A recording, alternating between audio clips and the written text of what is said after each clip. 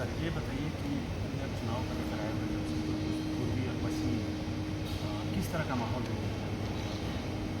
देखिए, दोनों जो सीटें हैं बड़ी अहम सीट है जमशेदपुर की और सारी सीट है। और कल से हम लोग यहाँ के मतदाताओं और लोगों के बीच में उनकी राय ले रहे हैं। तो पश्चिमी और पूर्वी में दोनों जगहों पे कांग्रेस के कैंडिडेट की स्थिति मजबूत है और दोनों सीटें हम जीतेंगे। लेकिन मेन मुद्दा अभी क्या है, जो मुद्दा बना रहे हैं बीजेपी, आज झारखंड में भाजपा नेता विहीन है। झारखंड में नेता विहीन है और मुद्दा विहीन है।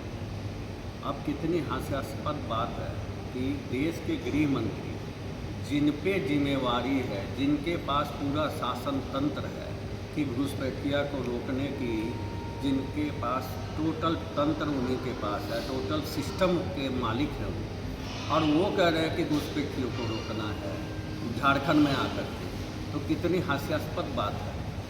BSF बॉर्डर सिक्योरिटी फोर्स उनका, सिस्टम उनका, सरकार उनकी, और एक तो हाई कोर्ट के निर्देश पर, झारखंड हाई कोर्ट के निर्देश पर प्रशासनिक जो रिपोर्ट मंगाया गया उसमें बताया गया कि साहेबगंज, पाकुड़, ये 2 जिले में, संथाल में कहीं घुसपैठिया है ही नहीं। उसके बावजूद भी मैं इसलिए बोला कि नेता विहीन है क्योंकि झारखंड के नेता तो साइड ट्रैक हैं बीजेपी में। यहाँ तो आयातित इम्पोर्टेड नेताओं से बीजेपी चल रही है और बाहर के नेता आकर के पूरा कैंपेन संभाल रहे हैं। तो झारखंड के नेता तो बीजेपी के सब गौण हो गए।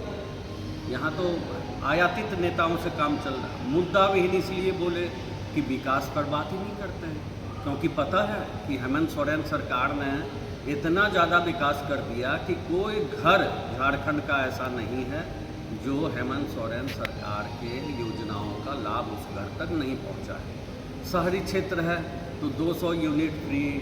पिछला जो बकाया बिजली का बिल था, मुझे तो ऐसे कई लोग मिले जिनके 25,000, किसी का 50,000, 40,000 बकाया था और वो सब माफ़ हुआ है।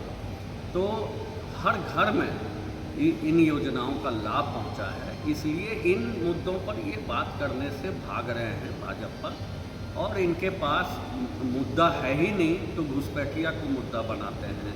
इनके पास ED है, CBI है। इनका घुसपैठ जो है वो है कि नहीं? बिल्कुल नहीं है। ये तो 4 ही महीना से घुसपैठ हो गया। ये क्या कर रहे थे बैठकर तभी से, जब आज हिंदू मुस्लिम में बांट करके ये एक अलगाववाद की नीति लेकर के आए हैं। यहाँ अपनी वोट की राजनीति साधने के लिए, पोलराइज कराने के लिए, यही इनका उद्देश्य है और इसी के लिए ये काम कर रहे हैं। और जितने कल घोषणा उन्होंने जो किया, संकल्प किया, सब इनके दिखावा है, सपने हैं, सपनों के सौदागर हैं। ये सपने दिखाना जानते हैं। जब हम दे रहे हैं, हमारे तो मैया योजना का लाभ कई महीनों से मिल रहा है महिलाओं को। अच्छा, चुनाव के ठीक पहले करीब 2-3 महीना पहले ही मैया योजना को शुरू करना, कहीं चुनावी लाभ लेने का? नहीं, ये तो पिछले नवंबर में ही शुरू होना था। तो हमारे मुख्यमंत्री को ही इन्होंने जेल में डाल दिया, तो उस चक्कर में ये डिले हुआ है। ऐसा नहीं है चुनाव से पहले। हम तो आधी आबादी को सशक्तिकरण, महिला सशक्तिकरण पे पहले से ही ध्यान दें।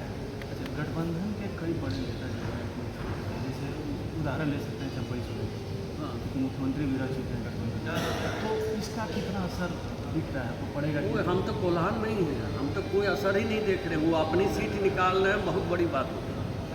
और चंपई सोरेन जी का अच्छे मतलब बुजुर्ग नेता है, उनका बड़े सम्मान करते हैं। लेकिन ये चंपई सोरेन जी बेटा के मुंह में जो ये कदम उठा लिए, ये उनको भी यह महसूस होगा कि जैसे सूरज मंडल की भाजपा में जाकर के हाल हुई है, कहीं उससे भी बदतर हाल ना हो जाए। क्योंकि जिस पार्टी ने उनको यहाँ पर पहचान दी, इस धरती पर पहचान दी और इस सूबे के सबसे बड़े पद पे बैठा दिया, तो हम तो चैलेंज करते हैं बीजेपी को कि उससे बड़ा पद चंपई सोरेन को दे के दिखा दे, तब हम समझेंगे कि चंपई सोरेन का जाना सार्थक होगा।